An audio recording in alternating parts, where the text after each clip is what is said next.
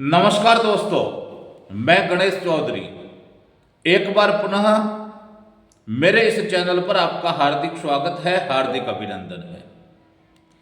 दोस्तों, विधानसभा चुनावों में बीजेपी ने महाराष्ट्र जीत लिया है, तो कहीं ना कहीं झारखंड में उनको पराजय मिली है। अब ऐसा क्यों, सवाल जरूर बनता है। तो झारखंड में क्या सहारा के वे निवेशक बीजेपी से इतनी नाराजगी लिए हुए थे कि उनको अपना मत नहीं दिया, या फिर कोई वजह और है? इसका आकलन पार्टियां जरूर करेगी। दोस्तों, जिस तरह से माननीय गृह मंत्री जी अमित शाह जी ने लोकसभा के चुनावों में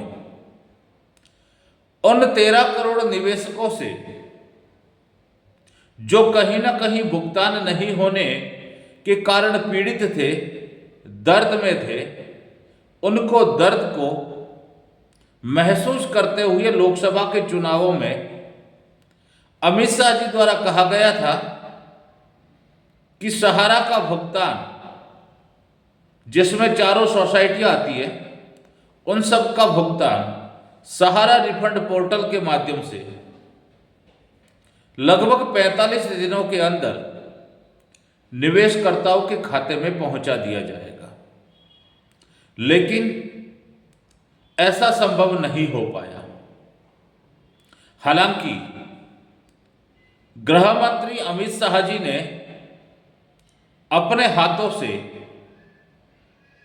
कुछ लोगों का भुगतान त्वरित प्रक्रिया के तहत किया था, लेकिन उसके बाद जो दुर्गति पोर्टल की हुई है, जो कार्यप्रणाली पोर्टल की रही है, उससे ज्यादातर निवेशकर्ताओं के हाथ में निराशा ही लगी है।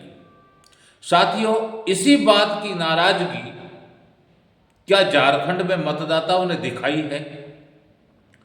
सोचने को और समझने को काफी विषय है, लेकिन अगर देखा जाए और जो सोशल मीडिया के जरिए बातें निकलकर सामने आ रही है, उससे यही माना जा रहा है कि कहीं ना कहीं मतदाता जो सहारा के निवेशक रहे हैं, उनकी नाराजगी को बीजेपी के लिए भारी पड़ता दिखा और बीजेपी को झारखंड में पराजय का मुंह देखना पड़ा। जहां पर हेमंत सोरेन की सरकार बनने जा रही है, तो वहीं महाराष्ट्र में बीजेपी ने अच्छी खासी लीड लेते हुए अपनी सरकार को पुनः काबिज करने का काम किया है।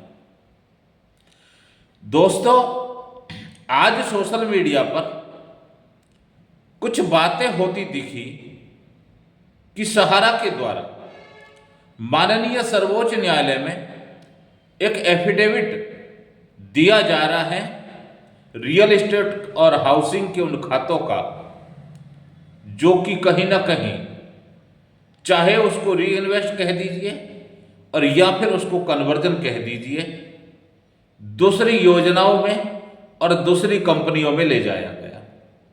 इस बात को समझने से पहले जरा पिछले दौर को याद करते हैं, जब 2009 में सहारा प्राइम सिटी का आईपीओ लेने के लिए सेबी के दरवाजे पर दस्तक देती है और वहीं से सहारा सेबी का विवाद शुरू होता है। विवाद बढ़ते बढ़ते माननीय सर्वोच्च न्यायालय तक पहुंचता है और माननीय सर्वोच्च न्यायालय सहारा को यह आदेश देता है कि जितनी भी राशि आपने इन दोनों कंपनियों से उठाई है, उस राशि को 15% ब्याज के साथ में निवेशकों को अदा कर दीजिए। साथियों, मैं आपको बताना चाहूंगा कि लगभग 17,400 करोड़ रुपए सहारा ने इन दोनों कंपनियों के माध्यम से मार्केट से और निवेशकों के जरिए यह राशि उठाई थी, जो कि मय ब्याज लगभग 25,781.32 करोड़ रुपए हुई थी, जिसमें सहारा ने दावा किया था कि लगभग 22,117.39 करोड़ की राशि का भुगतान हमने रियल एस्टेट और हाउसिंग के निवेशकर्ताओं को कर दिया। साथियों, 3,663.98 करोड़ रुपए मोल और 1,370.53 करोड़ रुपए ब्याज के मिलाकर 5,120 करोड़ रुपए सेबी को माननीय सर्वोच्च न्यायालय के आदेशानुसार जमा करवा दिए। लेकिन साथियों, सरकारी एजेंसियां तो सरकारी एजेंसियां ही रहेगी, उनका काम का जो तरीका या कार्यप्रणाली कितना ढीली है, यह आप अच्छी तरह से समझ सकते हो। जो बकाया राशि 5,120 करोड़ रुपए सेबी को दिया गया, वो सेबी नहीं बांट पाया, मात्र कुछ करोड़ ही बांट पाया। और उसके बाद में लगभग 2018 को अंतिम बार विज्ञापन देते हुए सेबी ने यह कह दिया कि साहब, अब आगे से हम किसी प्रकार का रियल एस्टेट और हाउसिंग का कोई आवेदन भुगतान के लिए नहीं लेंगे। ऐसी स्थिति में आज भी उन निवेशकर्ताओं के पास जो दूसरी योजना में नहीं गए और रियल एस्टेट और हाउसिंग की उन्हीं योजना में रहे, जिनके पास सर्टिफिकेट आज भी पड़े हैं, लेकिन उनका भुगतान कहीं से नहीं हो रहा है। दोस्तों, अगर इस बात को समझा जाए तो सहारा ने लगभग 150 ट्रक कागज, जिसको चाहे री इन्वेस्ट कह दीजिए या फिर कन्वर्जन कह दीजिए, इन ट्रकों को सेबी के मुख्यालय भेजा गया, जिसका आज दिन तक वेरिफिकेशन नहीं हो पाया। इसी एफिडेविट को लेकर आज सोशल मीडिया के जरिए बातें चल रही है कि साहब, सहारा एक एफिडेविट माननीय सर्वोच्च न्यायालय में दायर कर रही है कि जो भी रियल एस्टेट और हाउसिंग का जो पैसा था, वो निवेशकों ने अपनी मन मर्जी से दूसरी योजनाओं में हस्तांतरित कर दिया।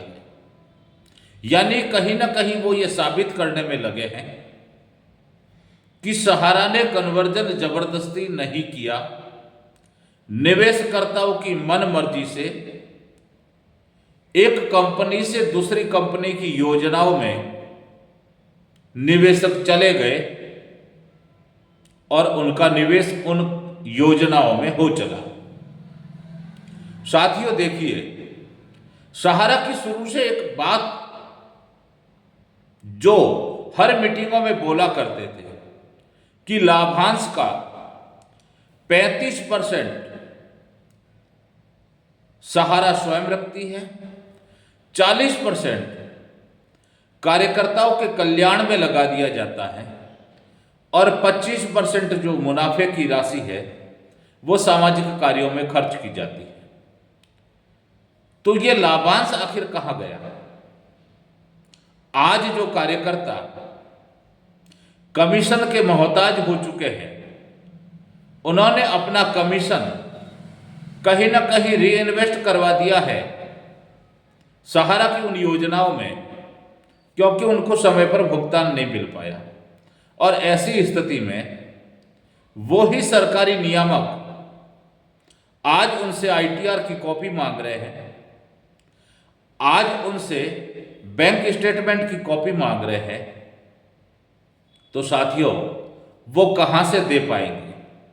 मैंने सेबी का उदाहरण इसलिए दिया कि कहीं ना कहीं वो भी सरकारी एजेंसी थी और सीआरसीएस है, वो भी सरकारी एजेंसी ही है। तो भुगतान देने का जो रवैया है, दोनों एजेंसियों का एक समान ही है।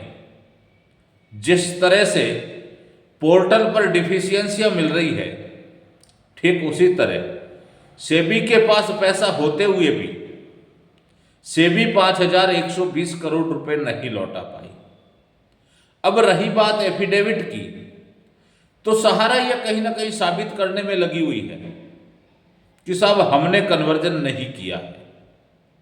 अगर आपने कन्वर्जन नहीं किया है तो वो राशि जो सहारा सेबी के अकाउंट में पड़ी है, फिर उस राशि से सोसाइटियों के निवेशकों का भुगतान माननीय सर्वोच्च न्यायालय के समक्ष मांग रखते हुए आप क्यों नहीं करवाना चाहते हो? अगर करवाना चाहते हो और इसी को लेकर अगर आप एफिडेविट दे रहे हो तो ये बात स्वागत योग्य है। और अगर कहीं आप निवेशकों से धोखा करते हुए अगर ये राशि अपने पास लेना चाहते हो तो एक बार फिर से निवेशकों के साथ में धोखा हो जाएगा। साथियों, बातें बहुत सारी है जो निकलकर सामने आ रही है। कुछ लोग कह रहे हैं कि सहारा अपने बल पर मैं ब्याज भुगतान देगी। तो साहब इसमें नया क्या है? इसमें नई बात कौन सी है? सहारा को भुगतान देना ही तो है और हर आम निवेशक की मांग यही है कि सहारा भुगतान करे। क्यू शॉप के लिए कौन से पोर्टल की जरूरत है आपको? रियल एस्टेट और हाउसिंग के जो पेमेंट है उनके लिए कौन से पोर्टल की बात है? उसके लिए किसी पोर्टल की जरूरत नहीं है। तो ऐसे में सहारा को आगे आना चाहिए। जब कार्यकर्ता 10 कदम चलने को तैयार है तो फिर सहारा 2 कदम क्यों नहीं चल रही है? बात जरूर निकलती है तो आगे तक भी जाती है कि आखिर सहारा की मंशा क्या है? सहारा क्यों भुगतान नहीं देना चाहती? क्यों माननीय सर्वोच्च न्यायालय के आदेश का इंतजार कर रही है कि जब तक माननीय सर्वोच्च न्यायालय का आदेश नहीं होगा हम भुगतान नहीं करेंगे? आप ही के वो निवेशक हैं, आप ही के वो कार्यकर्ता हैं, कहीं ना कहीं आप ही के वो परिवार के सदस्य हैं जो आज परेशान हैं आपकी कार्यप्रणाली को लेकर और आपके व्यवहार को लेकर। मैं तो इतना तक कहूंगा कि सबसे ज्यादा अगर परेशान किया है तो इन निवेशकर्ताओं को सहारा ने परेशान किया है, क्योंकि केंद्र सरकार कम से कम 5,000 करोड़ रुपए उस सहारा सेबी अकाउंट से निकालने का काम करके सहारा रिफंड पोर्टल के जरिए चाहे कम परसेंटेज में ही मिल रहा है, लेकिन जिन निवेशकर्ताओं को पैसा मिला है कहीं ना कहीं वो निवेशकर्ता राहत महसूस जरूर कर रहे हैं।